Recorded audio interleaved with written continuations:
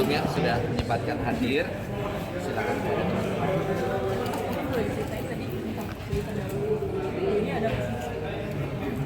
Buku ya, alhamdulillah saya terus terang tidak menemukan kesulitan dalam artian saya cukup sudah familiar dengan menulis ya. Artinya saya menulis jurnal itu dari tahun 2006. Pertama kali menulis jurnal 2004 bahkan. Jadi proses menulis itu saya sudah cukup terbiasa menuangkan pikiran lewat kata-kata. Tapi buku ini punya arti yang berbeda ya karena bukunya adalah tentang mereka-mereka yang membukakan jalan. Jadi saya kembali mengingat-ingat kembali siapa saja individu-individu, dan itu untuk bisa mengingat saya harus merenungkan kembali. Perjalanan ini dulu pernah apa ya, pernah ketemu siapa ya gitu. Tentu tidak ada satu karya yang sempurna gitu ya. Mungkin ada yang terlewat, ada yang apa, tapi saya berusaha semaksimal mungkin mengingat siapa-siapa saja. Dan itulah yang kemudian membuat buku ini lahir. Proses penulisannya sih 2,5 bulan. Ada sosok yang paling mengurangi maksudnya Mungkin salah satunya adalah misalnya keterlibatan saya pada dunia film pertama kali gitu ya. Tentu ada sosok tersebut.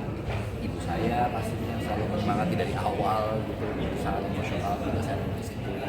Director pertama kali banget saya kenal datang kaki saya ke sebuah set tuh ada sutradara, dan tentu ada salah satu orang ibunya baru meninggal, Ibu Nuni. Namanya Mbak Vivit Anggraini. Beliau adalah pimpinan redaksi dari majalah Aneka. Ibu Nuni adalah pendiri Aneka. Familiar atau pernah majalah tersebut. Itulah cikal bakal semuanya. Saya mengawali semuanya tuh gara-gara itu. Jadi sosok seperti Mbak Vivit itu sangat amat punya makna yang besar bagi saya. Mas tadi kan bicara juga soal bijaksana. Jadi tentang kebijaksanaan yang juga jadi dimanifestasikan ke dalam karya gitu. Arjok. Sekarang dalam karir itu sendiri menyikapi haters atau apapun itu di luar sana gitu, kebijaksanaan Mas itu sendiri seperti apa? Mungkin saya menyikapinya apapun ya, apapun hal yang dinamika dalam perjalanan itu pasti selalu ada dinamikanya gitu. Mungkin lebih saat ini saya lebih merespon itu dengan sesuatu yang jauh lebih terbuka. Artinya kalau dulu mungkin penyikapannya sangat personal gitu, sangat kayaknya gimana banget gitu.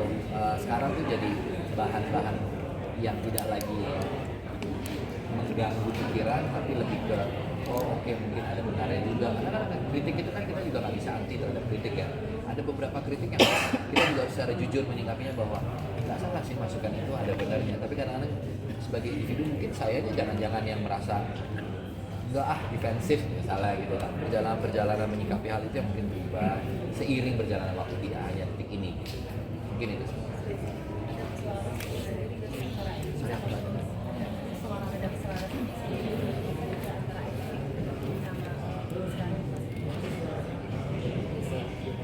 Oh, maksudnya apa kesinambungannya gitu, keterkaitannya ya? Ya tentu menulis, seni peran, seni pertunjukan lah ya, panggung, teater dan lain-lain itu adalah medium-medium ekspresi.